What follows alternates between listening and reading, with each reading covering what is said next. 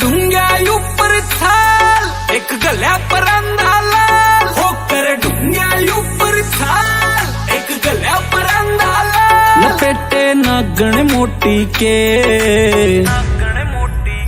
छना छण जीते मारेगी लपेटे घाले चोटी के छना छण जीते मारेगी लपेटे घाले चोटी के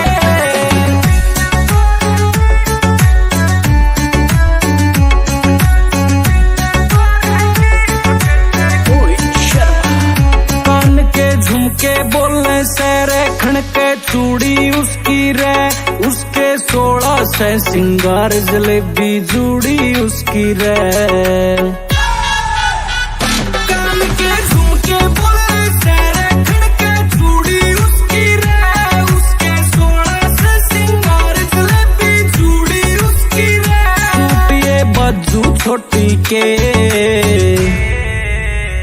छड़ा छड़ जीते मारेगी लपेटे घाले चोटी के छड़ा छड़ जीते मारेगी लपेटे घाले चोटी के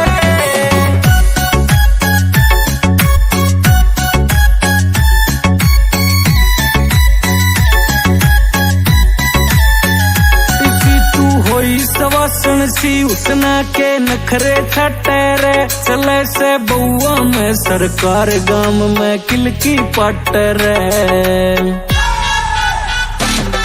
तू होई सवासन सी उसना के नखरे छटेरे चले से बउआ में सरकार गाम में किलकी पटरे निशाने आँख ये मोटी के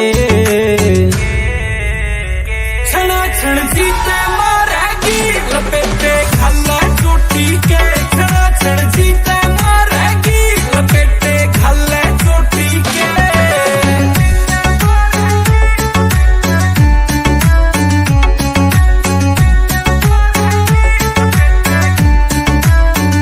सुमित ने चाल देख ली।